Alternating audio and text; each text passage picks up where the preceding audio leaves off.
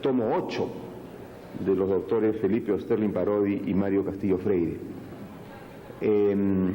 Los doctores Osterlin y Castillo han querido presentar el tomo 8 ante los estudiantes. No es usual que un libro se presente ante los estudiantes, sin embargo ellos lo han querido así y la facultad lo ha apoyado, obviamente, por tratarse de una decisión absolutamente simbólica y muy interesante y muy hermosa, porque el trabajo de ellos es un trabajo universitario, es un trabajo que ha surgido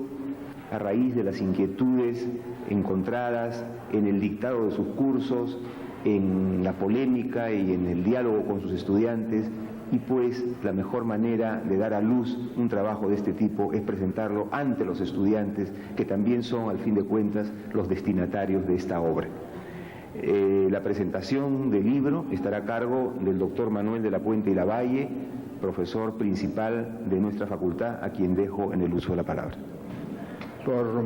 tercera vez tengo el honor y agrado de presentar partes del fabuloso Tratado de las Obligaciones que están elaborando los doctores Felipe Osterlin Parodi y Mario Castillo Freire. Esta vez se trata del tomo 8, que versa sobre la dación en pago, el pago indebido y la novación. Comenzando por la primera,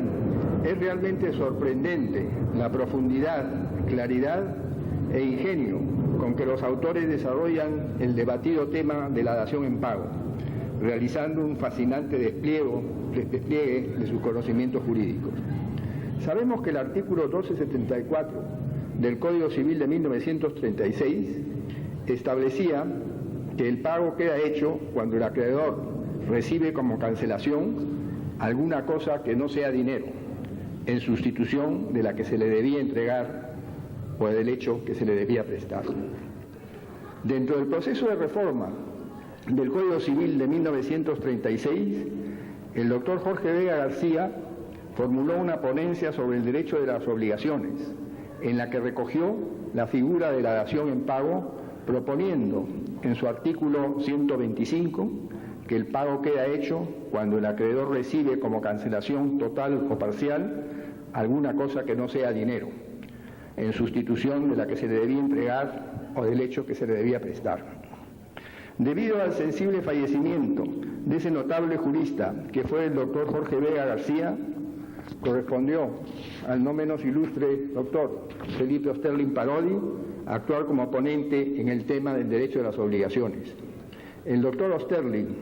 fiel a su parecer de que la dación en pago constituye una novación por cambio de objeto, la incorporó en el título relativo a la novación de su anteproyecto,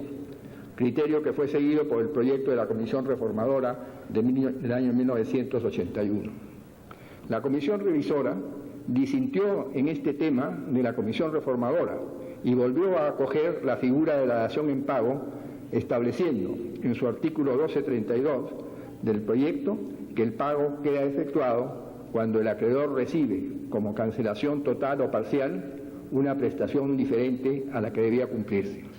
Con este texto, la dación en pago fue recibida por el artículo 1265 del Código Civil de 1984. Los doctores Osterlin y Castillo sostienen en su tratado, con impecable lógica, que la dación en pago no es sino un supuesto más de novación objetiva,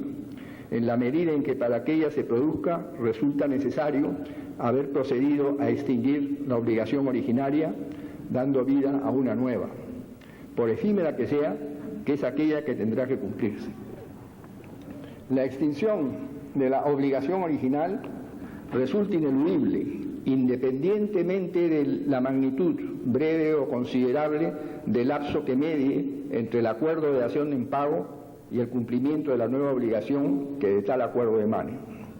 Resulta evidente que la dación en pago implica un convenio novatorio entre acreedor y deudor, en la medida en que ambos deciden el cumplimiento de la obligación con prestación distinta a la originalmente pactada. No entienden los autores cómo posible el supuesto de pagar con prestación diferente sin haber modificado previamente la obligación principal, pues ello equivaldría a admitir que se puede pagar una obligación con algo que nunca se debió, ni siquiera por un instante. Dentro de tal orden de ideas, la dación en pago no es una figura que tenga autonomía conceptual. Se trata, simple y llanamente, de un caso de novación objetiva. Finalizando el tema de la dación en pago y refiriéndose al artículo 1266 del Código Civil, según el cual, si se determina la cantidad por la cual el acreedor recibe el bien en pago, sus relaciones con el deudor se regulan por las reglas de la compraventa, los autores Osterling y Castillo discrepan de este artículo, por cuanto, al asumir la tesis que identifica la dación en pago con el contrato de compraventa, contradice el precepto previo, esto es, el artículo 1265, el cual acoge otra posición doctrinaria, es decir, aquella que sostiene la autonomía conceptual de la dación en pago. Por lo demás, si la hipótesis del artículo 1266 asimila la dación en pago al contrato de compraventa, ¿por qué, se preguntan, no efectuar igual asimilación cuando aparezcan semejanzas a otros contratos, típicos o atípicos, de distintas prestaciones de dar o de prestaciones de hacer o de no hacer? En cuanto al pago indebido, doctores Castillo y Osterling consideran que este constituye una diáfana proyección moral en el derecho, desde que, sin duda alguna, el contenido ético del pago indebido reconoce el principio, según el cual, por derecho natural, no es conforme a la equidad hacerse rico sin derecho y en detrimento de otro.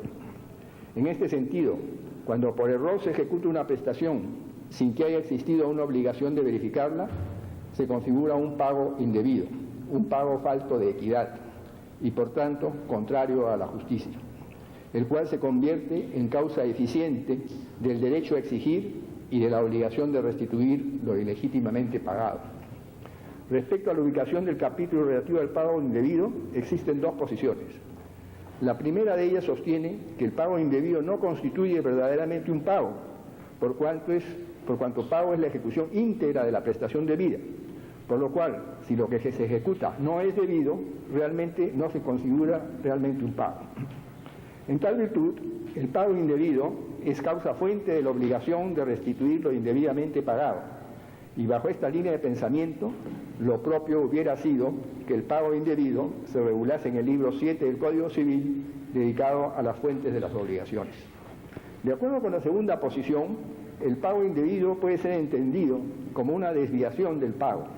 es decir, como un pago alejado del cumplimiento de los requisitos que debe tener todo pago. En buena cuenta, dicen los autores del tratado, se podría señalar que el tema del pago indebido puede ser visto desde una doble perspectiva. De un lado, el apreciar el fenómeno como una causa eficiente de obligaciones, vale decir, como una fuente de obligaciones, visión desde la cual, naturalmente, la regulación de la materia no correspondería haber sido prevista en el libro de las obligaciones, sino en el de la fuente de las obligaciones. Pero, desde la otra perspectiva, considerar el pago indebido como un alejamiento considerable y calificado de los cánones normales del pago, lo que explicaría su ubicación dentro del libro de las obligaciones. El tercer y último tema que desarrollan los doctores Osterling y Castillo es el relativo a la novación. No es el marco estrecho de una presentación el lugar adecuado para comentar en detalle la magistral destreza con que los autores tratan este tema. Solo quiero destacar, utilizando sus palabras, que la novación es un medio extintivo de obligaciones, la misma que puede tener su origen tanto en la voluntad como en la ley y cuyo objeto es extinguir una obligación, pero a la vez crear otra.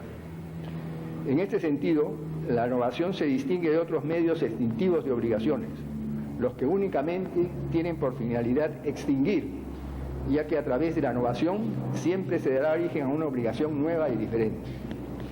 Dentro de tal orden de ideas, la novación no tiene por objeto, ni siquiera ficticiamente, dar por extinguida una obligación considerándola cumplida. Justamente procede cuando la obligación que se desea extinguir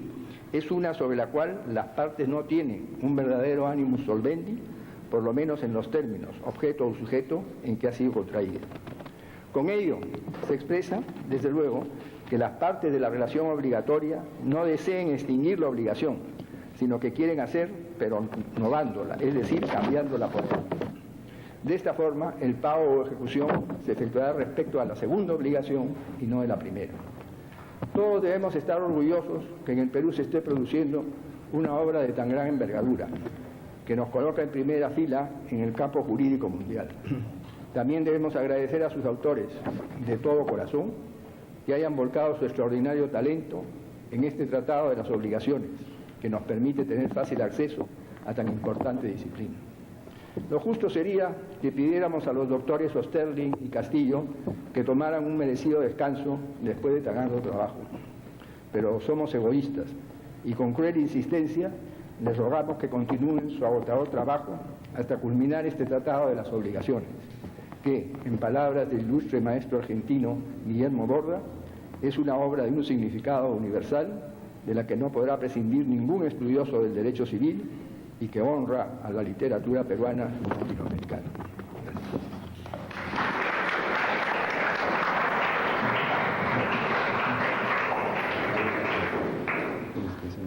Gracias. Bien, a continuación voy a dejar en el uso de la palabra a los autores de la obra.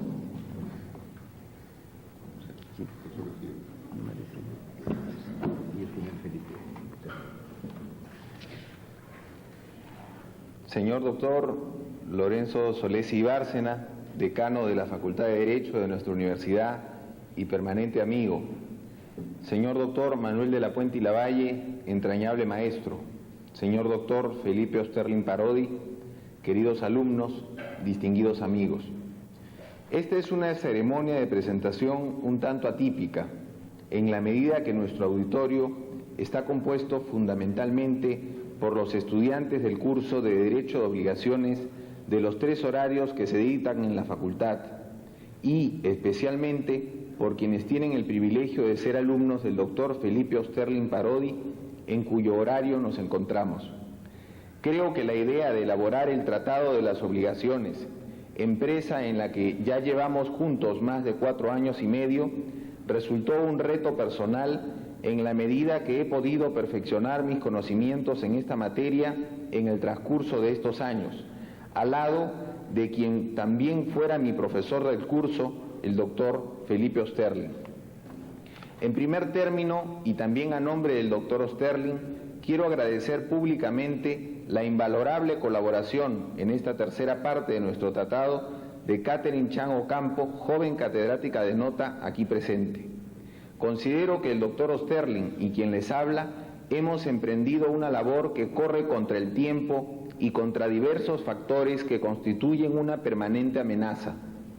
En alguna ocasión escuché el comentario de que esta ya no es la época de los grandes y voluminosos tratados de derecho, que la gente lee cada vez menos,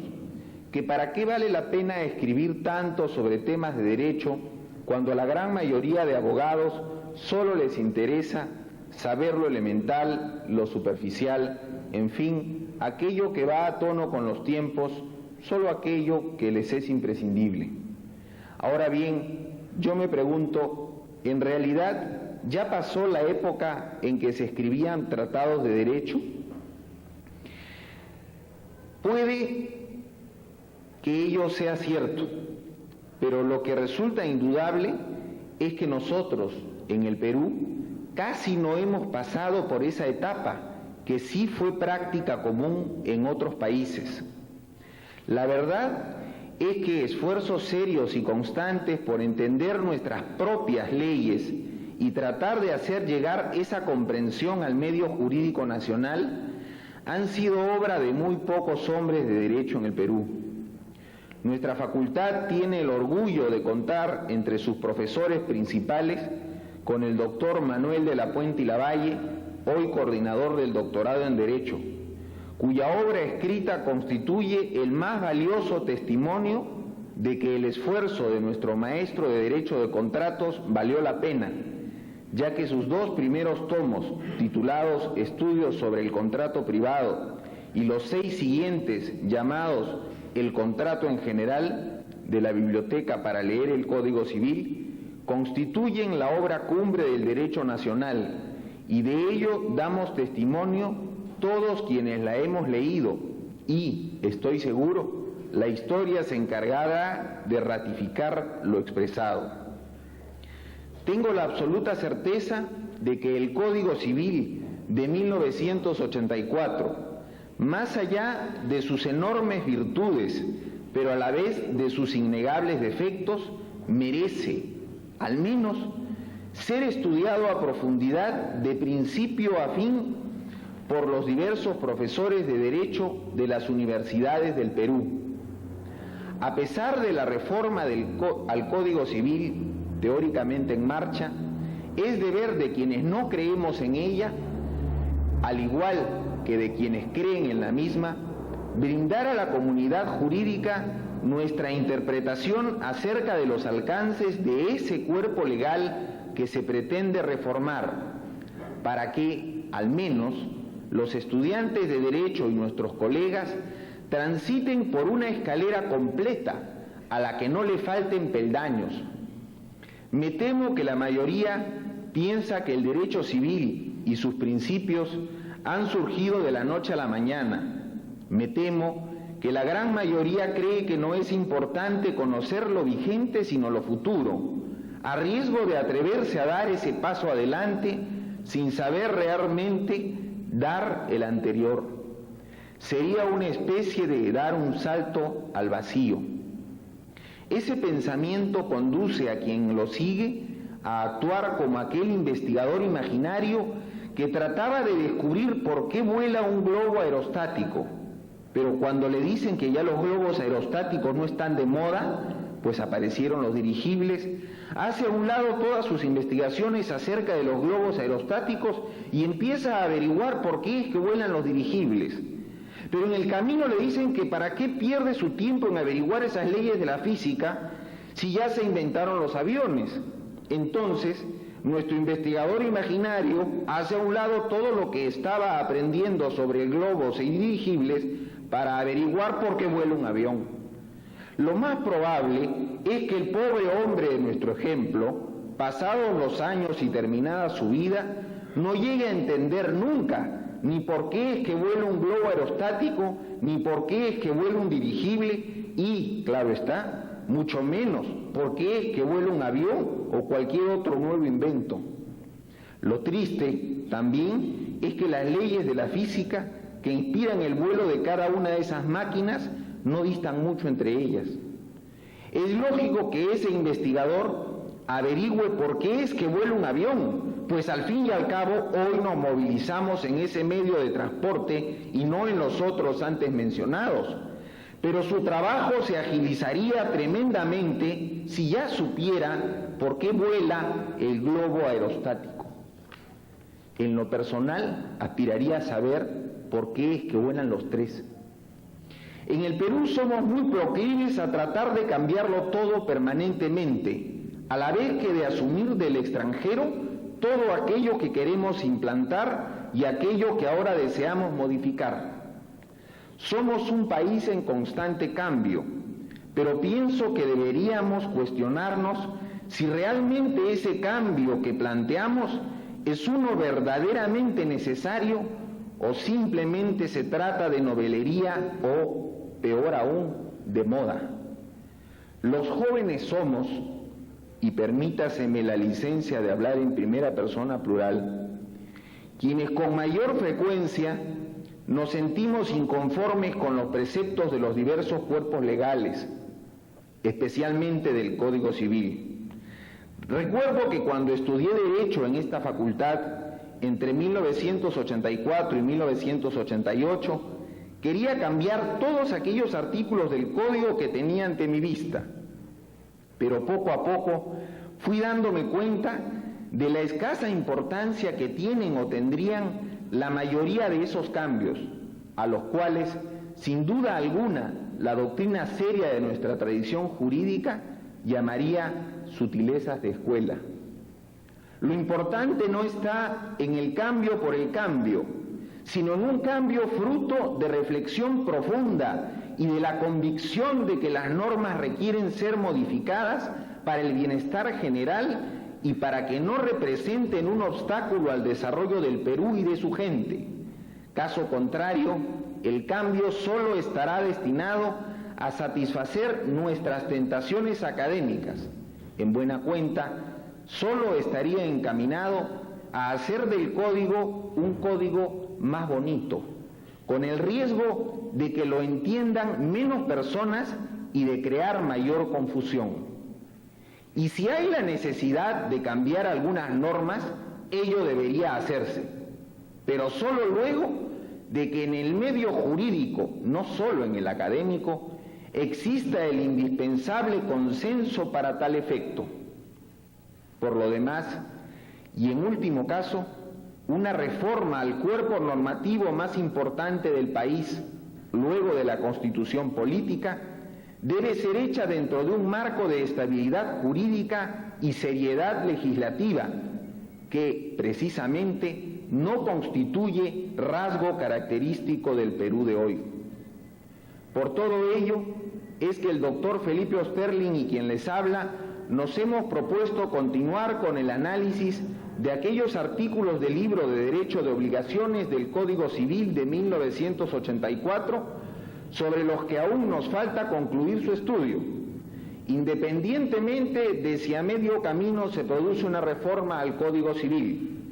En tal caso, no renunciaremos a comentar los preceptos derogados, pues estaríamos construyendo una escalera carente de peldaños importantes. Tendríamos que estudiar dichas normas a la vez que las nuevas, a fin de que el lector sepa cuál es nuestra opinión acerca de la reforma y de lo reformado. Y si se produce la modificación de normas sobre las cuales ya hemos escrito y publicado, pues escribiremos sobre dicha reforma en un apéndice de nuestro tratado, emitiendo nuestro criterio sobre los nuevos preceptos y comparando sus virtudes y defectos respecto a sus predecesores. Qué lástima sería que la permanente inestabilidad jurídica que vive nuestro país nos lleve a tener que proceder así, pero de ninguna manera claudicaremos en pronunciar nuestra palabra, por modesta que sea, en relación al derecho de obligaciones, que es derecho de ayer, de hoy y de siempre. Espero, al igual que el doctor Felipe Osterling, que Dios nos ayude a concluir con esta ya larga empresa y que los ímpetus modificadores no la prolonguen más. Espero también que algún día nos convenzamos de que cualquiera que fuere el Código Civil que nos rija, sea el de 1836, el de 1852, el de 1936, el de 1984, el que sea fruto de la pretendida reforma o incluso el imaginario y que ya ha sido bautizado como Código Civil del siglo XXI, no es bueno ni malo, mejor ni peor, por el contenido o pulcritud de sus preceptos, sino por la manera como la doctrina lo comenta. Los jueces lo aplican y los abogados lo emplean en beneficio de la sociedad en general. Muchas gracias.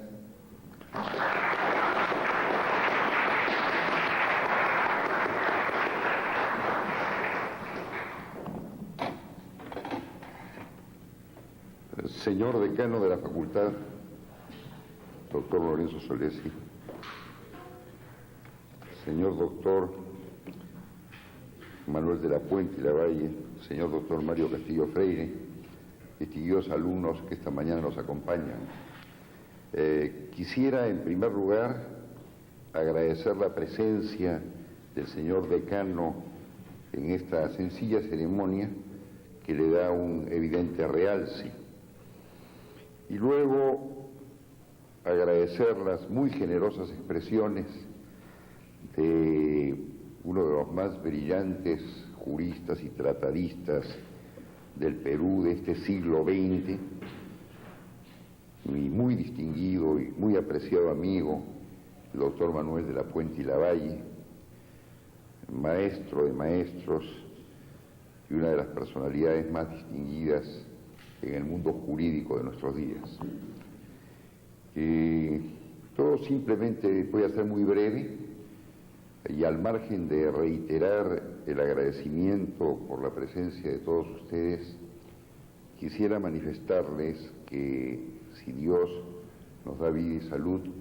sí vamos a continuar en el empeño de concluir este Tratado de las Obligaciones. Se está presentando el 8º tomo y tenemos previsto finalizar esta materia con 4 tomos adicionales, o sea que el tratado previsiblemente estará integrado por 12 tomos. La proyección que tenemos es de que el tomo 9, que ya hemos empezado a escribirlo, comprenda las otras formas de extinción de las obligaciones distintas al pago, tratado anteriormente, y distintas a la novación, tratado en este volumen 8º, o sea, de compensación hasta el mutuo disenso. Luego pretendemos ingresar en los tomos 9 y 10 a un tema sumamente complejo y sumamente delicado, y en el cual hay que tomar posiciones bastante rigurosas. Es un tema muy vigente y muy de moda, que es el tema vinculado a la responsabilidad. Ese es un tema sumamente complejo, respecto del cual creo que van a ser los 2 volúmenes, el 10 y el 11, tal vez los más complejos para la toma de posiciones en esa materia. Y finalmente el último tomo, el tomo 12, va a ser un índice usando 8 criterios clasificatorios de los 11 volúmenes, índice que inclusive aspiramos a que contenga la traducción de todas las citas en el castellano antiguo y en latín, que comprenden y comprenderán los 11 primeros volúmenes, los 11 primeros tomos. De tal manera que en este empeño nos encontramos, y creemos además que no es un empeño que va a quedar obsoleto con motivo de cualquier eventual reforma del Código Civil de 1984. ¿Por qué? Porque el derecho de obligaciones es un tema muy abstracto y muy universal.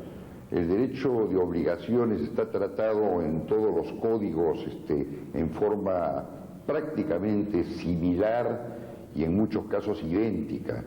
El derecho de obligaciones nace y se sedimenta en Roma, y muchas de sus instituciones se transportan o se trasladan al derecho moderno casi sin modificación alguna. De tal manera que no corremos el riesgo, aunque haya modificaciones al Código Civil en esta materia de derecho de obligaciones, no corremos el riesgo de que el tratado quede simplemente para fines históricos. El tratado aspiramos a que sea obra permanente de consulta. Si hay modificaciones en el Código respecto al derecho de obligaciones, creo yo que van a ser modificaciones adjetivas. Y esas modificaciones adjetivas podrán ser objeto, evidentemente, de un comentario, un apéndice que podremos escribir Mario Castillo y yo sobre esas modificaciones, pero hasta donde tengo conocimiento, la comisión que está revisando el Código del 84 no está proponiendo ningún cambio fundamental en materia de derecho de obligaciones, como no podría hacerlo, porque acá en esto no hay mucho en qué innovar. En otras materias se podrá innovar muchísimo más, pero no en derecho de obligaciones. Eso nos da la tranquilidad de poder escribir una obra de largo aliento, un tratado de largo aliento, con la esperanza de que no pase de moda y que pueda ser una obra permanente de consulta por alumnos y estudiosos en general, abogados y estudiosos del derecho. Y una aclaración final. He oído alguna vez una crítica de que este tratado contiene muchas citas. Obviamente, contiene una infinidad de citas, porque si no contuviera una infinidad de citas, sería imposible escribir un tratado de obligaciones en 12 tomos. Imposible que hubiera solo creación de los autores sobre el derecho de obligaciones en las más o menos 6 o 7.000 páginas que finalmente tendrá el tratado. Justamente nosotros consideramos al iniciar esta empresa de que podíamos tomar dos opciones, o escribir un manual de derechos y obligaciones de 2 tomos que pudiera servir, en fin, para los estudiantes de derechos y obligaciones de cada curso, o escribir un tratado de largo aliento en el cual tuviéramos muchas citas y muchas opiniones contrapuestas y finalmente dando nuestra propia opinión, desde luego, todo lo cual está destinado a evitar que el estudioso del tema tenga que recurrir a otras fuentes para poder analizar una posición determinada, ya que esas otras fuentes están incorporadas en el tratado. Y finalmente quiero decirles que también tenemos la idea con Mario Castillo, que cuando finalicemos el tratado, que calculo que será en el año 2000, y por eso dije, si Dios nos da vida y salud, cuando finalicemos el tratado, lo que proyectamos hacer es un manual de derechos y obligaciones de 2 tomos que constituirá un resumen de lo esencial contenido en los 12 tomos y que servirá justamente de texto para los estudiosos del derecho de obligaciones en general, para los estudiosos del derecho de obligaciones de todas las universidades de Perú y para los abogados que no quieran profundizar en un tratado, pero que quieran tener una idea, una visión general y con cierta profundidad de esta materia. Le reitero mi agradecimiento, señor decano, doctor de la Puente, por su generosa presencia y por sus generosas palabras, y a todos ustedes muchísimas gracias